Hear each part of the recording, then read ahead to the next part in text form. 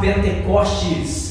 Você está no canal Jovens de Fogo, no curso de formação bíblico Boa Semente. Hoje nós vamos conhecer aí o livro de Judite, que está no bloco dos livros históricos. Judite foi uma mulher de oração, uma mulher valente que confiou no braço poderoso de Deus e derrotou sozinha o chefe do exército inimigo. Convido você a pegar Judite no capítulo 16, no versículo 5.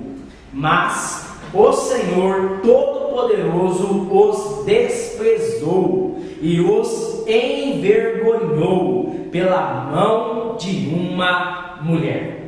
O livro de Judite, ele foi encontrado por volta do ano 150 a.C., mas não foram encontrados os seus originais, aquilo que está no aramaico e no hebraico, mas primeiramente foi encontrado a sua versão no grego. Por isso você não vai encontrar no livro protestante, nos livros da Bíblia protestante, o livro de Judite, porque ele se encontra dentro dos livros deuterocanônicos. E você vai encontrar os nomes aqui na descrição do vídeo.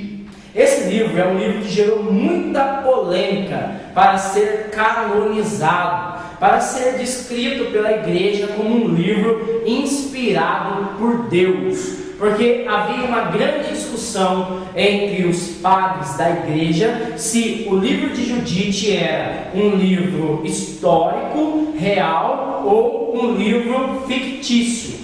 E por que esse livro deu tanta polêmica? Primeiro porque você vai ver a partir do capítulo 1, no versículo 1, um nome de um rei, o rei Nabucodonosor. Mas o rei Nabucodonosor não é o rei da Babilônia, mas sim o rei da Assíria. E nós sabemos no processo histórico que nunca houve no reino da Assíria um rei chamado Nabucodonosor. Também vamos ver outras polêmicas. Uma outra polêmica é que a cidade de Betúlia, que é a cidade onde vai desenvolver a trama do livro, ela nunca foi encontrada pelos arqueólogos. Então, esse livro é um livro que mostra aparentemente alguns erros, mas os padres da igreja sempre viram esses fatos históricos sendo narrados de forma alegóricas. Então, o rei Nabucodonosor é a figura de Alexandre Magno, que foi um imperador severo nesses tempos a qual foi encontrado o livro. Também nós podemos colocar Holofernes como Antíoco Epífanes, que foi vencido pelos Macabeus, que é o próximo livro que nós vamos estudar. A cidade de Betúlia é uma prefiguração de Betel, a primeira casa de adoração dos patriarcas, e também como a Betula, a Virgem de Jerusalém.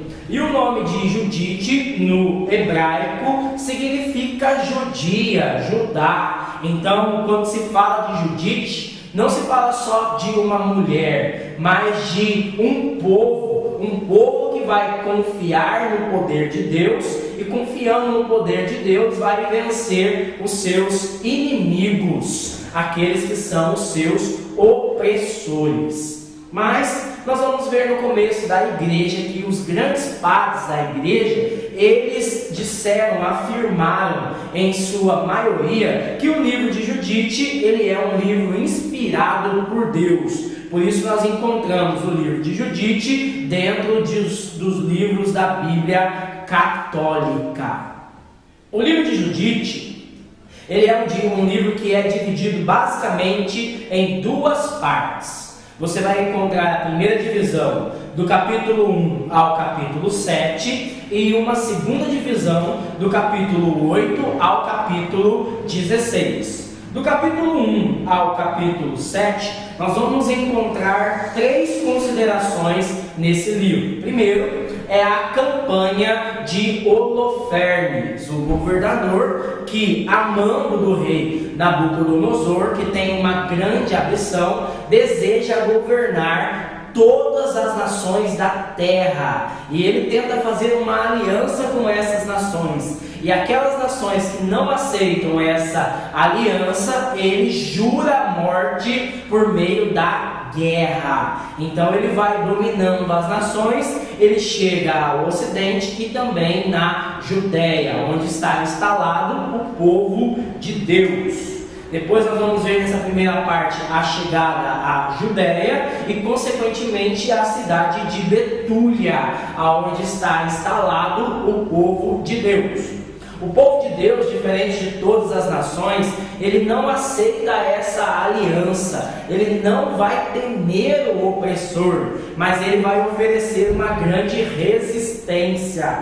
Por isso o livro ele é uma exortação para aqueles que estão sendo oprimidos a resistirem, confiando no poder de Deus. O povo de Deus oferece uma resistência e a cidade de Betúlia ela vai ser cercada, vai haver um grande cerco nessa cidade. Passando-se 34 dias, os israelitas pensam em se entregar, pensando que Deus abandonou o seu povo. Aí nós entramos no capítulo 8, onde vai aparecer essa mulher destemida, corajosa, uma mulher santa, falando que Deus, através dela, vai realizar um plano para libertar o seu povo da mão do opressor. É onde nós vamos encontrar a figura de Judite. Eu convido você a tomar Judite, no capítulo 8, nós vamos no versículo 31, e assim diz a palavra do Senhor: portanto, roga por nós, e talvez o Senhor nos atenda, pois és uma mulher santa. Então Judite, ela vai aparecer como uma mulher que é santa, uma mulher que era viúva, mas que não conheceu outro homem depois da morte do seu marido. Uma mulher que era muito linda, muito bela, mas que se vestia com pano de sacos e colocava na sua cabeça cinzas. Uma mulher que vivia em jejum, em profunda adoração, que consagrou a sua vida para Deus. E essa mulher, que é uma mulher santa, que é uma mulher de oração, no momento que o povo de Deus tende-se a entregar na mão dos inimigos, ela convida o povo a voltar o seu coração para Deus, sendo resiliente, sendo resistente. E o que ela vai fazer? Ela vai usar da sua beleza. A beleza na Bíblia é a figura da santidade, porque só Deus é belo. Aprendemos isso no decorrer dos vídeos. Ela vai usar da sua beleza, de sua astúcia, de suas palavras para confundir o inimigo. E ela vai sair desse cerco e vai ao território do inimigo. E lá ela fica por 4 dias. Holofernes e todos os seus soldados, seduzido pela beleza de Judite, permite que ela fique instalada. E no 4º dia que ela está instalada, ele decide dar uma festa. E nessa festa, eles começam a se embriagar. Eles convidam Judite com a intenção de embriagá-la para poder possuí-la, desonrando o seu voto de santidade, de castidade. Mas o que vai acontecer? Quando Holofernes fica sozinha com Judite na tenda, ele cai dormindo embriagado. E naquele momento, Judite entende que Deus entregou o inimigo em suas mãos. E com uma espada, ela vai decepar a cabeça de Holofernes, levando a cabeça de Holofernes na mão dos israelitas. Quando os soldados de Nabucodonosor ver a mão de Deus na vida de Judite e a cabeça de Holofernes pendurada, eles vão ficar apavorados, perplexos, e eles vão se dispersar. E os israelitas vão atrás dos soldados que estão em fuga, aniquilando todos os inimigos. Qual que é a teologia desse livro?